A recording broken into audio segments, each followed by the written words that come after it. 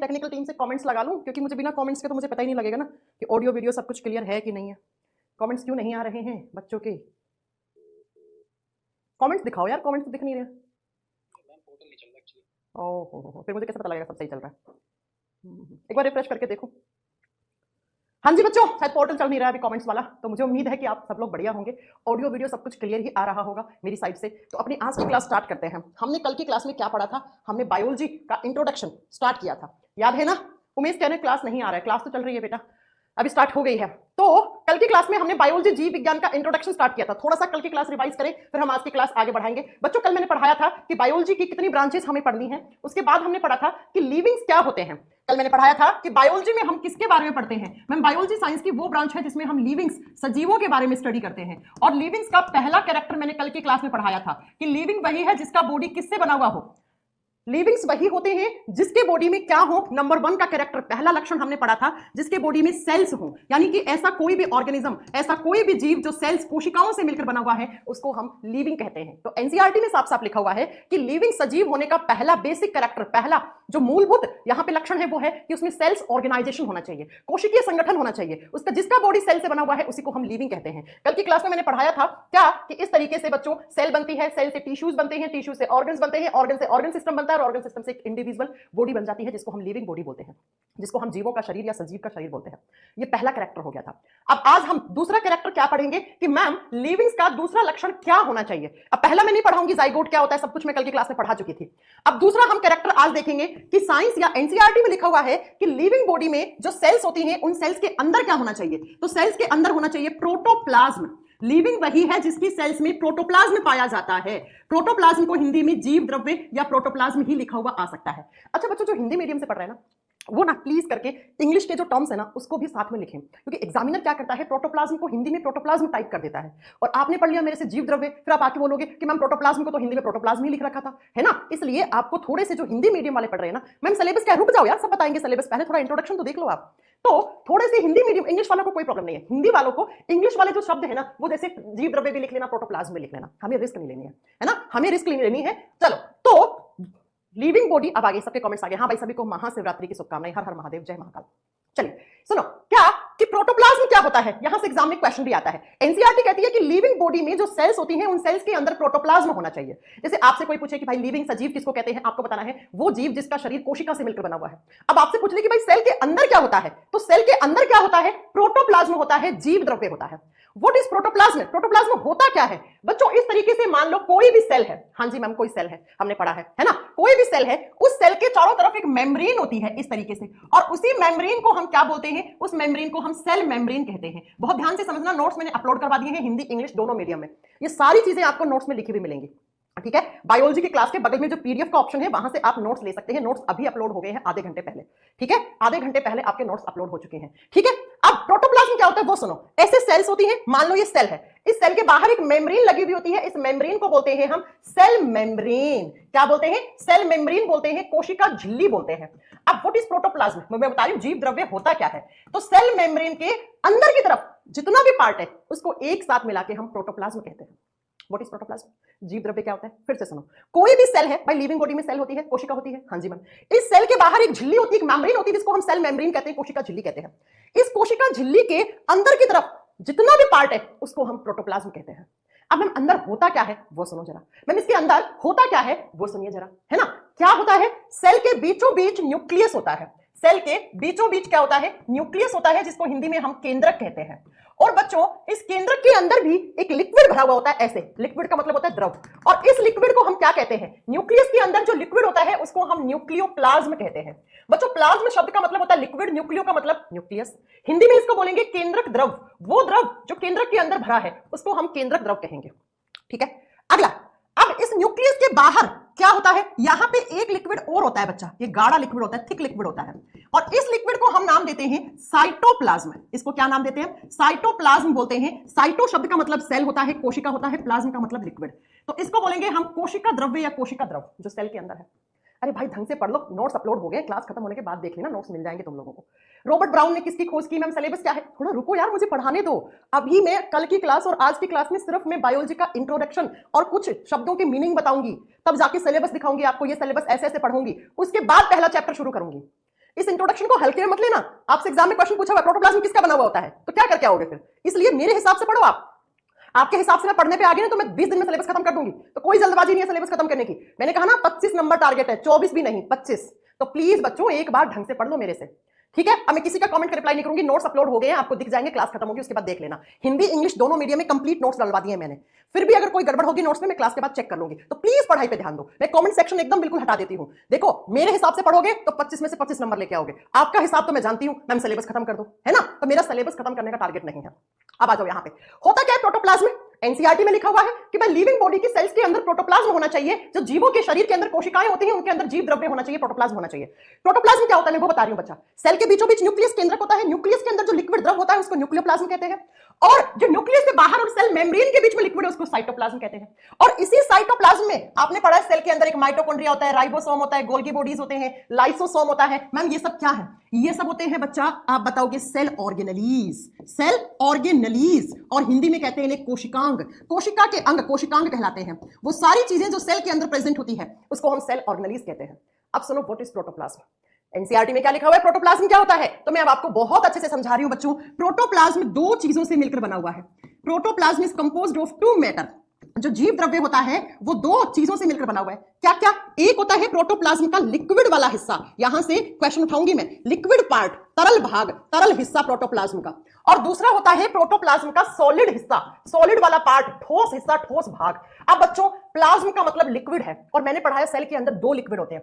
एक न्यूक्लियस के अंदर है उसको न्यूक्लियोप्लाज्म कहते हैं, एक सेल के अंदर है उसको साइटोप्लाज्म कहते हैं। तो क्या मैं ये लिख दूं कि प्रोटोप्लाज्म के लिक्विड वाले हिस्से को हम क्या क्या कहते हैं? हम न्यूक्लियोप्लाज्म कहते हैं प्लस साइटोप्लाज्म कहते हैं, प्लस साइटोप्लाज्म। प्लाज्म का मतलब क्या होता है बच्चा? लिक्विड। तो हिंदी में क्या बोलेंगे? केंद्रक द्रव्य। बच्चों ध्यान से पढ़ना, मैं आपसे क्वेश्चन पूछूंगी। केंद्रक द्रव्य और कोशिका द्रव्य ये दोनों लिक्विड हैं। किसके अंदर? सेल के अंदर। और सेल का जो प्रोटोप्लाज्म है उसका सॉलिड वाला जो पार्ट होता है उसको हम सेल ऑर्गेनेलीज कहते हैं, उसे हम सेल ऑर्गेनेलीज या कोशिकांग कहते हैं। जैसे मैम कौन कौन से कोशिकांग होते हैं, जैसे हम आगे पढ़ेंगे, माइटोकॉन्ड्रिया होता है, राइबोसोम्स होते हैं, लाइसोसोम्स होते हैं, गोल्जी काय होता है, अंतःप्रद्रव्य जालिका, एंडोप्लाज्मिक रेटिकुलम, ये सब सेल ऑर्गेनेलीज होते हैं। अब सुनो बच्चों, प्रोटोप्लाज्म क्या होता है? प्रोटोप्लाज्म किन किन चीजों से मिलकर बना हुआ होता है? तो आपसे अगर एग्जाम में क्वेश्चन आए ना व्हाट इज प्रोटोप्लाज्म या प्रोटोप्लाज्म इज कंपोज्ड ऑफ, या जीव द्रव्य किसका बना है, तो आप करके आओगे nucleoplasm plus cytoplasm plus cell organelles. जब ये तीनों चीज आपस में जुड़ जाती हैं तो उसी को हम क्या बोलते हैं? प्रोटोप्लाज्म कहते हैं, जीव द्रव्य कहते हैं बच्चों। एग्जाम में आ जाएगा प्रोटोप्लाज्म के लिक्विड वाले पार्ट कौन कौन से हैं, जीव द्रव्य का तरल हिस्सा कौन कौन सा है, तो आप क्या बताओगे? केंद्रक द्रव, कोशिका द्रव। प्रोटोप्लाज्म का सॉलिड ठोस वाला हिस्सा क्या है? सेल ऑर्गेनेलीज हैं। तो ये सारी चीजें जिसमें होती हैं उसी को लिविंग कहते हैं, और लिविंग्स के बारे में पढ़ना बायोलॉजी है। मैंने दिखाओ फोटो में, आओ मैं आपको फोटो दिखाती हूं और आपसे ही पूछती हूं कुछ क्वेश्चंस। ये देखो बेटा, क्या देख रखा है? ये एक सेल है, ये एक सेल है। किसकी सेल है भूल जाओ, ठीक है? इस सेल के अंदर देखो बच्चा, ये साइटोप्लाज्म दिखा रखा है, कोशिका द्रव्य। ये न्यूक्लियस है, न्यूक्लियस के अंदर क्या होगा? न्यूक्लियोप्लाज्म होगा। और साथ में ये देखो माइटोकॉन्ड्रिया, राइबोसोम, लाइसोसोम, इनको हम क्या बोलेंगे? इनको हम सेल ऑर्गेनेलीज बोलेंगे, इनको हम कोशिकांग बोलेंगे। और ये तीनों चीज, न्यूक्लियस और न्यूक्लियोप्लाज्म भी लिख देना यहाँ पे, न्यूक्लियस का लिक्विड, ये तीनों चीज जब आपस में जुड़ जाती है तो क्या बनाती है? प्रोटोप्लाज्म बनाती है।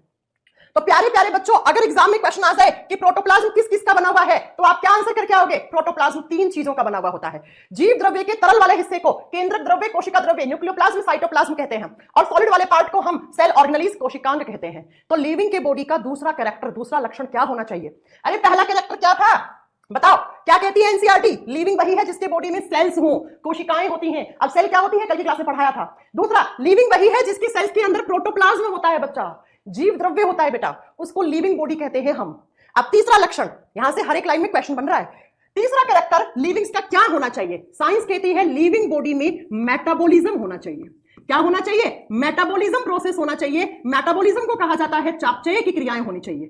आपने सुना होगा डॉक्टर कहता है तुम्हारा मेटाबॉलिज्म बिगड़ा हुआ है, तुम्हारे बॉडी का मेटाबॉलिज्म बिगड़ा हुआ है ना? देखो एक बच्चा कह रहे हैं कितना तारीख है बेटा, बहुत बढ़िया हो तुम, है ना?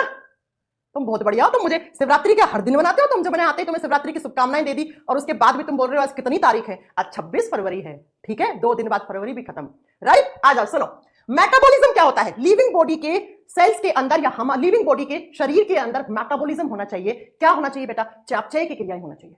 Ma'am what is metabolism? ये शब्द हमने बहुत बार सुना है बच्चों। ये मैं क्या हूं? मैं एक लिविंग बॉडी हूं।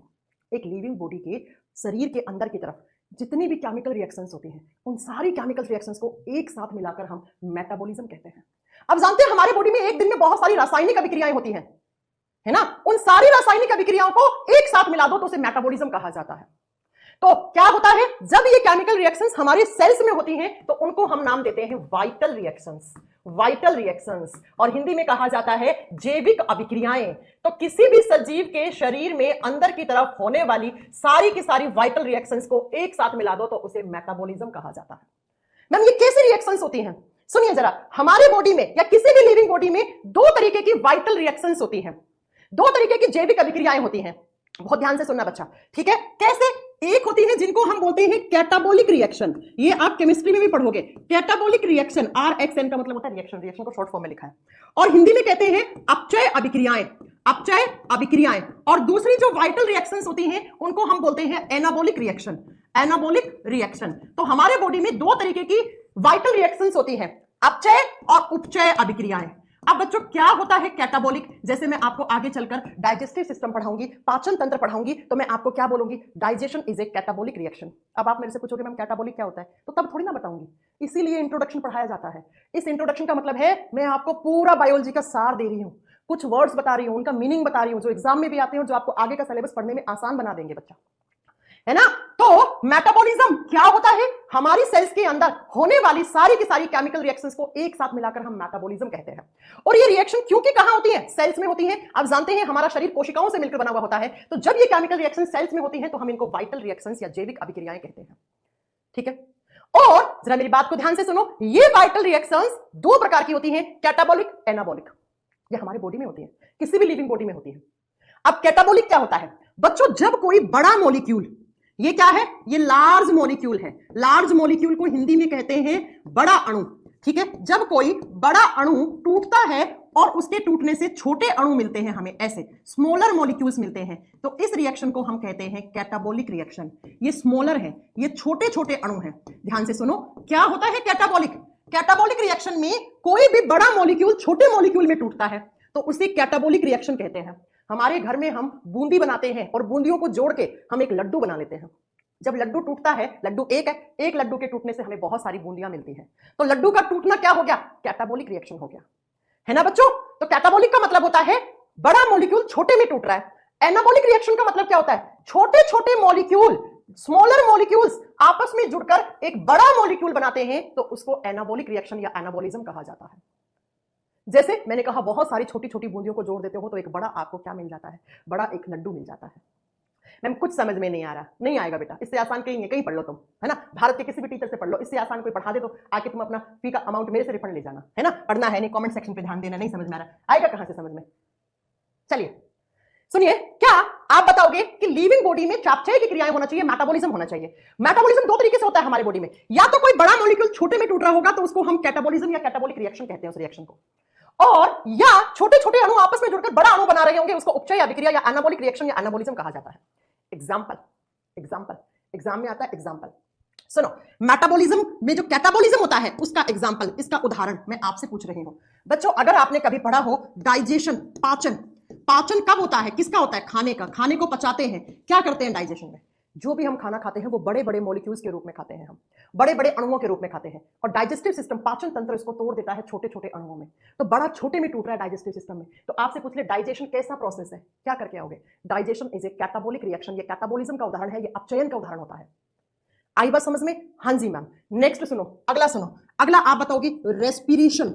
रेस्पिरेशन को हिंदी में कहते हैं श्वसन। श्वसन में क्या होता है? ग्लूकोज टूटता है, किसमें? कार्बन डाइऑक्साइड और प्लस पानी, और साथ में एनर्जी बनती है।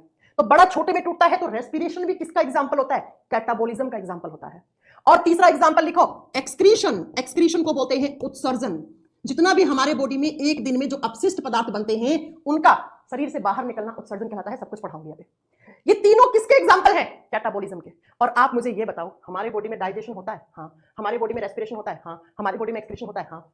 तो हम क्या हैं? हम लिविंग हैं।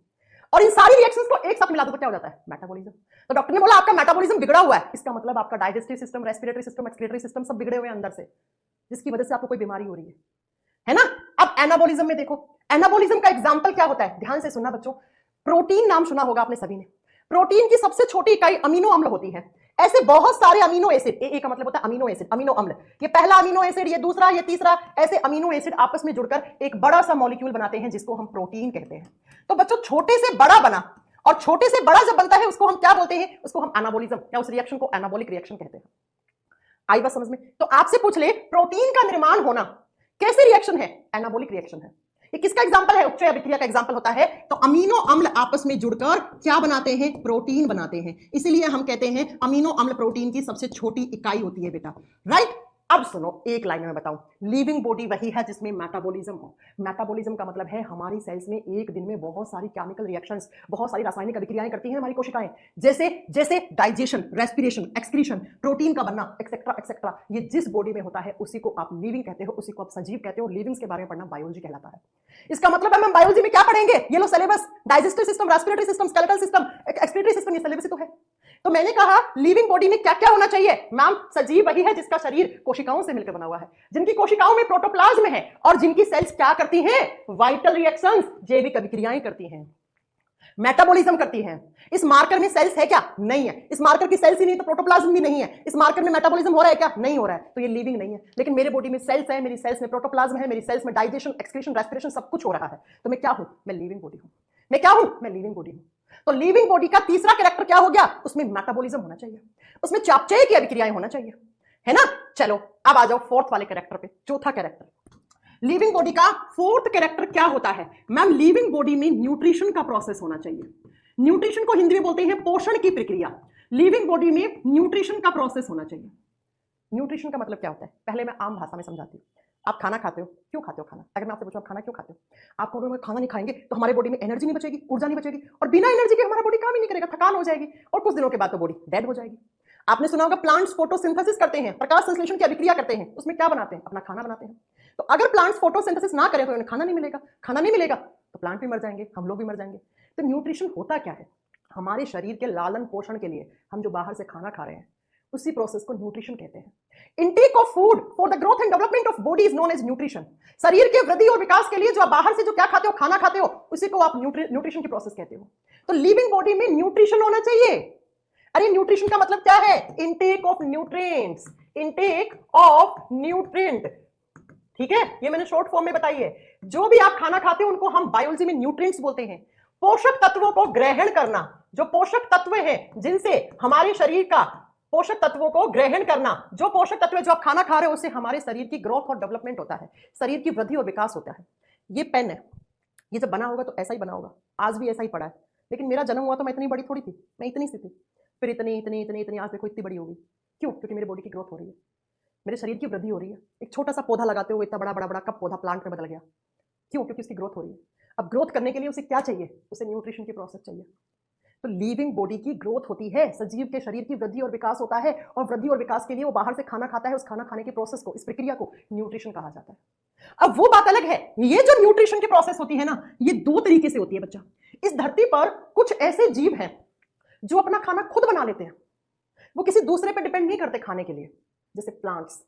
तो इस न्यूट्रिशन के मोड को हम ऑटोट्रॉफिक मोड कहते हैं बच्चा। ऑटोट्रॉप्स का मतलब क्या होता है वो सुनो आप। ऑटोट्रॉप्स का मतलब होता है स्वयंपोषी, जो अपना लालन पोषण खुद कर ले, जो अपना फूड, जो अपना भोजन खुद बना ले बेटा, अपने बॉडी में बना ले, स्वयं बना ले, खुद बना ले, उनका बॉडी खुद बना ले फूड को। उस प्रोसेस को हम ऑटोट्रॉपिक मोड कहते हैं, और उस जीव को हम ऑटोट्रॉप्स कहते हैं, जो अपना भोजन खुद बना सकते हैं।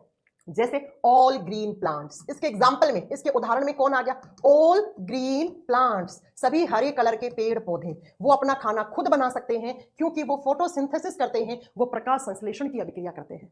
कभी पेड़ पौधों को आपने चम्मच से खाना खिलाया है क्या? नहीं खिलाया होगा ना, फिर भी वो जिंदा है क्योंकि वो अपना खाना खुद बनाते हैं बच्चा, वो अपना खाना खुद बनाते हैं। तो इसीलिए हम कहते हैं प्लांट्स ऑटोट्रॉप्स होते हैं। लेकिन अगर कोई प्लांट फोटोसिंथेसिस ना करे तो उसमें भोजन नहीं बनेगा। नहीं बनेगा तो आपने देखा है पेड़ के पत्ते टूट जाते हैं, पेड़ मर जाता है, उसकी ग्रोथ नहीं होगी।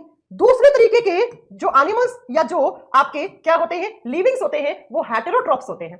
हेटेरोट्रॉप्स को बोलते हैं परपोषी, पर का मतलब होता है दूसरा, जिनके बॉडी में किसी भी तरीके का भोजन नहीं बन रहा है, वो किसी दूसरे जीव जंतु से अपना भोजन ग्रहण कर रहे हैं। यानी कि पर का मतलब होता है अदर, अदर का मतलब होता है दूसरा। अरे ऐसे जीव जंतु जो किसी अन्य जीव जंतु या पेड़ पौधे पे डिपेंडेंट होते हैं, जिनके शरीर के अंदर खाना नहीं बनता। अरे हम लोग क्या है, हम लोग क्या खाते हैं, दूध खाते हैं, दही खाते हैं, छाछ खाते हैं, बटर खाते हैं, मक्खन खाते हैं, पनीर खाते हैं। कहां से आया दूध? किसी दूसरे जानवर से, गाय भैंस से, बकरी से। हम लोग सब्जियां खाते हैं, फ्रूट खाते हैं, कहां से आए सब्जी और फ्रूट? प्लांट्स, पेड़ पौधों से आए। तो हम क्या हैं? हम हेटेरोट्रॉफ्स हैं भाई। भाई हम अपने न्यूट्रिशन के लिए किसी दूसरे जीव पर या पेड़ पौधे पर डिपेंड कर रहे हैं, है ना? तो आप बताओगे इसके एग्जाम्पल में ऑल ह्यूमंस, या आप लिख सकते हो एनिमल्स। गाय भैंस घोड़ा बकरी क्या खाते हैं? घास फूस खाते हैं। तो एनिमल्स जो जानवर होते हैं उनके न्यूट्रिशन का मोड क्या है? उनके न्यूट्रिशन का मोड ऑटोट्रॉफिक है, इसलिए हम उनको ऑटोट्रॉफ्स कहते हैं। लिविंग बॉडी वही है जिसमें न्यूट्रिशन का प्रोसेस हो, जिसमें पोषण की प्रक्रिया हो। ये पोषण की प्रक्रिया दो प्रकार से हो सकती है, कैसे ही हो लेकिन होनी चाहिए। या तो वो लिविंग बॉडी खुद बनाएगा, खुद बनाएगा तो उन्हें हम ऑटोट्रॉफ्स, स्वयं पोषी कहेंगे, जो अपना लालन पोषण स्वयं कर ले, खुद कर ले। या वो किसी दूसरे जानवर या प्लांट पेड़ पौधे से लेगा, तो उसे हम हेटेरोट्रॉफ्स कहेंगे। बताओ क्या इस मार्कर में सेल है? नहीं। क्या इस मार्कर में प्रोटोप्लाज्म है? नहीं। क्या इस मार्कर में मेटाबॉलिज्म होता है? नहीं। क्या इस मार्कर खाना खाता है या खाना बनाता है? नहीं। तो ये लिविंग हुआ क्या? नहीं। लेकिन मैं क्या हूं? मैं लिविंग हूं। और ये मेरे सामने प्लांट पड़ा है, ये क्या है? लिविंग है। आई बात समझ में, है ना? अरे मैं ये सब बाद में पढ़ाऊंगी, रेड कलर में क्या होता है, ग्रीन कलर में। मैं इंट्रोडक्शन पढ़ा रही हूं भाई, चैप्टर नहीं पढ़ा रही हूं। तुम लोग पहली बार पढ़ रहे हो क्या? है ठीक है। तो लिविंग बॉडी में क्या प्रोसेस होना चाहिए? ये देखो एनसीईआरटी में साफ साफ लिखा हुआ है। लिविंग बॉडी में क्या होना चाहिए? लिविंग बॉडी में ये देखो, ये रहा मेटाबॉलिज्म होना चाहिए। ये एक लिविंग बॉडी है, इसमें मेटाबॉलिज्म हो रहा है। अब कैसे कैसे होता है वो आगे हम पढ़ेंगे। फिर बोला कि लिविंग बॉडी में क्या होना चाहिए? न्यूट्रिशन होना चाहिए, पोषण की प्रक्रिया होनी चाहिए। अब ये पोषण दो तरीके से हो सकता है, ऑटोट्रॉफ्स, हेटेरोट्रॉफ्स। अब हेटेरोट्रॉफ्स में सैप्रोफाइटिक, पैरासाइट, होलोजोइक क्या होती है, सब आगे पढ़ेंगे, अभी नहीं पढ़ेंगे, ठीक है। तो लिविंग बॉडी का आप बताओगे मैम अगला कैरेक्टर, अगला कितने नंबर का? 4 नंबर का। क्या होना चाहिए लिविंग बॉडी में? न्यूट्रिशन का प्रोसेस होना चाहिए।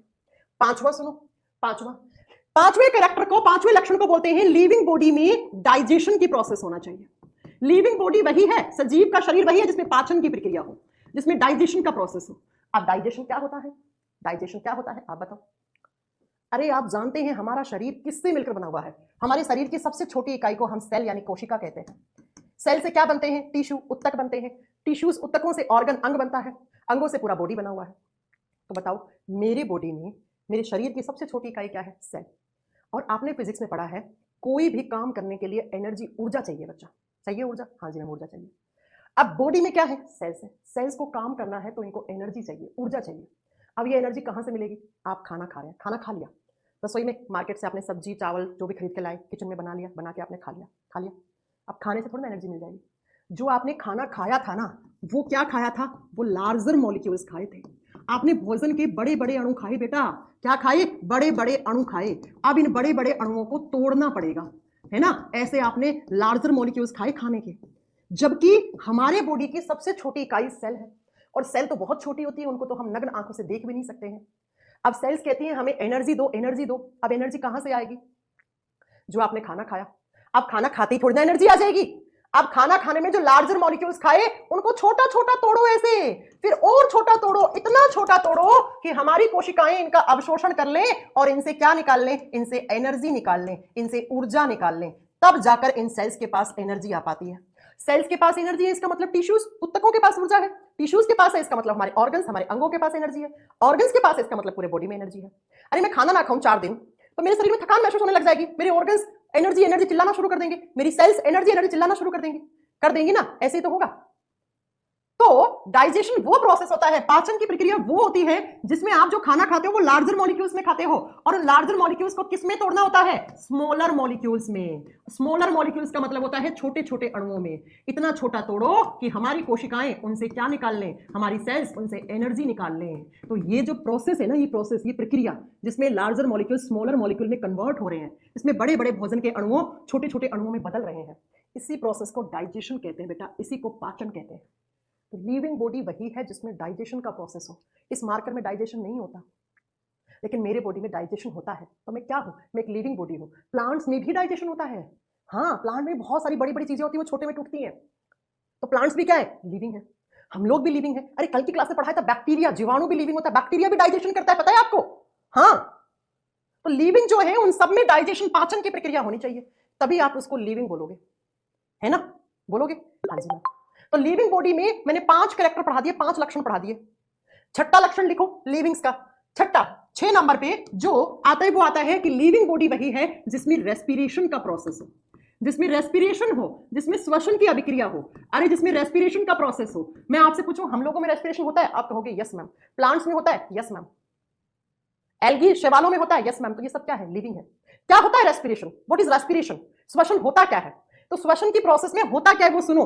रेस्पिरेशन बोलते किसको है? मैं एक केमिकल रिएक्शन लिख रही हूं, इसको रेस्पिरेशन कहते हैं। ये फॉर्मूला लिखा है, ये ग्लूकोज का फॉर्मूला है।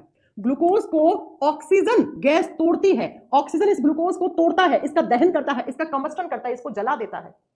और तोड़ने के बाद क्या बनता है? कार्बन डाइऑक्साइड प्लस वाटर, पानी, जल, प्लस यहां पे एनर्जी, ऊर्जा निकलती है बेटा। एनर्जी, ऊर्जा बनती है, और इस ऊर्जा को हम नाम देते हैं एटीपी। इसका फुल फॉर्म होता है adenosine triphosphate. Adenosine triphosphate. Ma'am ATP क्या है? बेटा हमारे बॉडी में जो एनर्जी होती है ना, उसको हम एटीपी बोलते हैं। जैसे मैंने आपसे आज 1 घंटे काम करवा लिया, कोई भारी काम करवा लिया, तो आपने उस काम को करने के पीछे अपनी एनर्जी खर्च करी, यानी आपने अपनी एटीपी खर्च करी। एटीपी क्या है? Adenosine triphosphate. क्या होता है? वो शरीर के अंदर जो हमारे क्या है एनर्जी है, उसी को एडिनोसिन ट्राइफॉस्फेट या एनर्जी या एटीपी कहते हैं बेटा। इस केमिकल रिएक्शन को, इस रासायनिक अभिक्रिया को रेस्पिरेशन कहते हैं। What is respiration? नोट्स में बहुत अच्छे से लिखा हुआ है, पहले सुन लो। रेस्पिरेशन में होता क्या है? ग्लूकोज को ऑक्सीजन गैस ग्लूकोज को तोड़ती है। कभी आपने सोचा है हम ऑक्सीजन गैस पे क्यों जिंदा रहते हैं? अरे कोरोना के समय लोग ऑक्सीजन की कमी से मर गए थे, बहुत हजारों लोग। भाई एनवायरमेंट में नाइट्रोजन सबसे ज्यादा है, वो ले लो ना। ऑक्सीजन पे क्यों जिंदा रहते हो? क्योंकि ऑक्सीजन गैस के अलावा किसी गैस में इतनी हिम्मत नहीं है जो इस ग्लूकोज को तोड़ दे। और ग्लूकोज नहीं टूटेगा तो हमारे बॉडी में क्या नहीं बनेगी? एनर्जी। और बिना एनर्जी के हमारे ऑर्गन्स, हमारे अंग, हमारे टिश्यूज काम करेंगे क्या? नहीं करेंगे, मर जाएगा लिविंग बॉडी। तो वो प्रोसेस, वो बायोलॉजिकल प्रोसेस, वो जैविक अभिक्रिया जिसमें ऑक्सीजन गैस ग्लूकोज को तोड़ती है, तोड़ने से कार्बन डाइऑक्साइड प्लस पानी और प्लस एनर्जी एटीपी के रूप में बनता है। इस प्रोसेस को, इस प्रक्रिया को रेस्पिरेशन, इसको श्वसन कहते हैं। रेस्पिरेशन में पूछूं, लोग बोलते हैं सांस लेना, सांस छोड़ना। It is not as breathing. Respiration और ब्रीदिंग में डिफरेंस होता है, बस यही तो पढ़ाना है मुझे आप लोगों को, है ना? आई बात समझ में? हम राकेश सर की क्लास कब होगी? बेटा मुझे कैसे पता होगा? हो जाएगी आजकल में, है ना? तो रेस्पिरेशन क्या है? श्वसन एक केमिकल रिएक्शन है जिसमें ऑक्सीजन गैस ग्लूकोज को तोड़ता है और तोड़ने से एनर्जी बनती है। तो बताओ क्या ये हम लोगों में होती है? हाँ मैम। अरे मैम क्या प्लांट्स में रेस्पिरेशन होता है? हाँ भाई। आपने सुना है रात को पेड़ पौधों के नीचे नहीं सोना चाहिए। क्यों? क्योंकि रात को पेड़ पौधे हमारी तरह ऑक्सीजन लेना शुरू कर देते हैं। तो आप भी ऑक्सीजन लेते हो, पेड़ पौधे भी ऑक्सीजन ले रहे हैं, तो उस सर्टन एनवायरमेंट में ऑक्सीजन की कमी हो सकती है ना, इसलिए कहते हैं रात को पेड़ पौधों के नीचे नहीं सोना चाहिए। तो प्लांट्स भी इस ऑक्सीजन से क्या करते हैं? इस ग्लूकोज को तोड़ते हैं। प्लांट को भी तो एनर्जी चाहिए ना, तो प्लांट्स में भी रेस्पिरेशन होता है, हम लोगों में भी होता है, एल्गी शैवालों में होता है। तो भाई ये सब क्या है? बैक्टीरिया, जीवाणु भी सजीव है, उसमें भी रेस्पिरेशन होता है। तो ये सब क्या हो गए? ये सब लिविंग्स हो गए। तो लिविंग बॉडी वही है जिसमें क्या हो? मेटाबॉलिज्म हो, प्रोटोप्लाज्म हो, सेल हो, डाइजेशन हो, रेस्पिरेशन हो, न्यूट्रिशन हो, उसको लिविंग बॉडी कहते हैं। नेक्स्ट अगला 7वें नंबर का कैरेक्टर देख लो बेटा क्या होता है। बस आज इंट्रोडक्शन खत्म हो जाएगा, नेक्स्ट क्लास से अपन एक चैप्टर शुरू करेंगे, पहला चैप्टर। 7 नंबर पे आप बोलोगे बेटा लिविंग बॉडी वही है जिसमें एक्सक्रीशन हो, उत्सर्जन की प्रक्रिया हो। उत्सर्जन क्या होता है बेटा? एक्सक्रीशन होता है removal of waste product from any living body is known as excretion. ठीक है, मैंने शॉर्ट में लिखा removal of waste product. Waste का मतलब होता है अपशिष्ट पदार्थों को बाहर निकालना। बेटा अपशिष्ट पदार्थ क्या होते हैं वो सुनो। ऐसे प्रोडक्ट्स जो हमारे बॉडी में बने, किसी भी लिविंग बॉडी में बने, उस लिविंग बॉडी को इसकी जरूरत नहीं है। अगर वो उस लिविंग बॉडी के अंदर रह गए तो उसको नुकसान पहुंचा देंगे। तो उन्हें जिस प्रोसेस से निकालते हैं ना, उसको एक्सक्रीशन कहते हैं। जैसे हम लोग यूरिन एक्सक्रीट आउट करते हैं, पेशाब करते हैं। अगर पेशाब ना करो तो क्या हो जाएगी? किडनी खराब हो जाएंगी आपकी। देखो ना उन लोगों को जिसको पेशाब नहीं आता, किडनियां खराब हो गई उनकी। आई बात समझ में? तो जो भी हमारे बॉडी में वेस्ट प्रोडक्ट बनते हैं, वेस्ट का मतलब है जिसकी जरूरत लिविंग बॉडी को नहीं है, उन वेस्ट प्रोडक्ट को जिस प्रोसेस के थ्रू बाहर निकालते हैं उसको एक्सक्रीशन, उसको उत्सर्जन कहते हैं। तो अगर किसी लिविंग बॉडी में एक्सक्रीशन नहीं होगा तो क्या हो जाएगा मैम? वो वेस्ट अंदर जम जाएगा बॉडी के और बॉडी खत्म, ऑर्गन्स खराब हो जाएंगे, उसका हार्ट, उसका लीवर, उसका ब्रेन, उसके किडनी, सब गुर्दे सब फेल हो जाएंगे। तो एक्सक्रीशन इज मस्ट ना। तो जिस प्रोसेस के थ्रू हम इन वेस्ट प्रोडक्ट को बाहर निकालते हैं उसको एक्सक्रीशन कहते हैं। तो लिविंग बॉडी में एक्सक्रीशन होना चाहिए। 8 नंबर पर आप बताओगे बच्चा लिविंग बॉडी में ग्रोथ होना चाहिए। लिविंग वही है जिसका ग्रोथ, वृद्धि और विकास हो रहा है। ग्रोथ एंड डेवलपमेंट होना चाहिए बेटा, ग्रोथ एंड डेवलपमेंट होना चाहिए लिविंग बॉडी का। हम सब जब पैदा हुए थे ना, इतने से हुए थे, आज इतने बड़े बड़े हो गए क्योंकि हमारी ग्रोथ हो गई। कैसे हुए? सुनो जरा, सुनो। हमारा प्रॉपर एक लाइफ साइकिल चलता है बेटा। कैसे चलता है? यहां पे आओ, देखो ऐसे। इसे बोलते हैं life cycle of human body. सबसे पहले हम बने कैसे, तो कल की क्लास में मैंने पढ़ाया था क्या कि एक सेल बनता है, उसी को फर्टिलाइज्ड एग, इसी को जाइगोट कहते हैं, युग्मनस कहते हैं। एक सेल बना, एक सेल से अनेकों सेल्स बन जाते हैं, उसको फीटस कहते हैं, उसको हम शिशु कहते हैं। एक सेल था, एक ने अपने आप को डिवाइड किया, दो बने, दो से चार, चार से ऐसे बहुत सारी सेल्स बन गई, बहुत सारी कोशिकाएं बन गई। इन्हीं कोशिकाओं के समूह को उत्तक कहते हैं। फीटस है, अभी मां के गर्भ में है तो फीटस कहलाता है। फिर इस फीटस से इम्ब्रियो बनता है, इम्ब्रियो के बाद इस बच्चे का जन्म हो गया। बच्चा इतना छोटा सा था, है ना। फिर ये बच्चा 8-9 साल का हुआ, 6-7 साल का हुआ, इसे चाइल्ड बोल दिया हमने। ये तो बेबी था, ये चाइल्ड है। फिर उसका टीनेजर स्टार्ट हुआ, किशोरा अवस्था शुरू हुई, ये किशोरा अवस्था शुरू हो गई, कुछ बदलाव आए, है ना। और वो क्या हो गया, वो अडल्ट हो गया। देखो इतनी सुंदरी बन गई है। अडल्ट का मतलब क्या है, किशोरा अवस्था खत्म होगी, 18 साल का हो गया, वो 18 साल का हो गया, किशोरा अवस्था खत्म। ये बच्चा बाल्य अवस्था है, चाइल्डहुड है। ये क्या है, टीनेजर, किशोरा अवस्था। ये क्या है, अडल्ट। और फिर धीरे धीरे क्या हो गए, बूढ़े हो गए। और बाद में क्या है, हम सबका जो आया है उसको जाना है, क्योंकि हम लिविंग्स हैं भाई, हमें जाना पड़ेगा। क्या हो जाएगी, डेथ हो जाएगी, मृत्यु हो जाएगी। तो आप इस लाइफ साइकिल में, इस जीवन के चक्र में देखो, ग्रोथ हो रही है। हाँ मैम, एक सेल से बने थे हम, आज इतने बड़े हो गए हम। एक कोशिका से बने, आज इतने बड़े हो गए हम। तो बच्चा, हमारी ग्रोथ एंड डेवलपमेंट हो रहा है कि नहीं हो रहा है। हाँ जी मैम, एक जाइगोट से बने थे, एक युग्मनस से बने थे, इतने बड़े हो गए तुम लोग, इतने बड़े। तो लिविंग बॉडी में क्या होता है, ग्रोथ होना चाहिए, उसका वृद्धि और विकास होना चाहिए बेटा। तो लिविंग वही है जिसका ग्रोथ एंड डेवलपमेंट है बेटा। यानी कि लिविंग्स के बॉडी का प्रॉपर एक लाइफ साइकिल होता है बेटा, एक जीवन चक्र होता है ना। और इस जीवन चक्र में क्या, जब आप बने थे, जब तक आप मरे नहीं, मर गए, उसके बीच में जो साइकिल चलाना, उसी को आप जीवन चक्र कहते हैं। अब इस जीवन चक्र में आप अच्छा कर रहे हो, बुरा कर रहे हो, वो आप पे डिपेंड है, लेकिन जो आया उसे जाना तय है ना। आई बात समझ में। तो लाइफ साइकिल जीवन चक्र होता है मैम। प्लांट्स, अरे हाँ भाई, प्लांट्स भी मरते हैं, क्यों नहीं मरते, प्लांट्स भी मरते हैं, बैक्टीरिया भी मरते हैं, जिसने जन्म लिया है वो मरेगा। तो लिविंग्स का लाइफ साइकिल होता है, जीवन चक्र होता है। उनकी इस चक्र में ग्रोथ भी होती है, और उनका डेवलपमेंट भी होता है, उनका वृद्धि भी होता है, उनका विकास भी होता है। और लास्ट कैरेक्टर है लिविंग्स का, लिविंग्स में अडेप्टेशन एंड सेंसिटिविटी होनी चाहिए। अडेप्टेशन को कहते हैं अनुकूलन, वातावरण के अनुसार अपने आप को ढाल लेने की जो कैपेसिटी होती है, क्षमता होती है, उसको अडेप्टेशन कहते हैं। एंड सेंसिटिविटी होनी चाहिए। अरे हमें सर्दी भी लगती है, गर्मी भी लगती है, धूप भी लगती है, क्योंकि हम सेंसिटिव हैं, हमें संवेदनशीलता की क्षमता पाई जाती है। प्लांट्स को भी ज्यादा धूप में रख दोगे, मर जाएंगे। बिना पानी दोगे, खाद नहीं दोगे, प्लांट्स मर जाएंगे, क्योंकि वो सेंसिटिव है।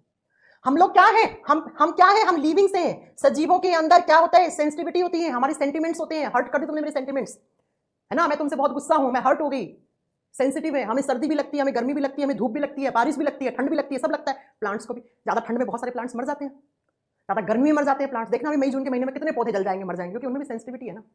अडेप्टेशन, वातावरण की जो गिवन कंडीशन है उसके आधार पे अपने आप को ढाल लेना। भाई सर्दी थी, सर्दियों में कपड़े पहन लिए, क्योंकि आपके चारों तरफ के वातावरण ठंडा था, ढाल लिया आपने वातावरण के हिसाब से। कोरोना आया, वातावरण में, एनवायरमेंट में कोरोना वायरस था, मास्क लगा लिया, हाथ सैनिटाइज कर लिया। इसी को बोलते हैं अडेप्टेशन।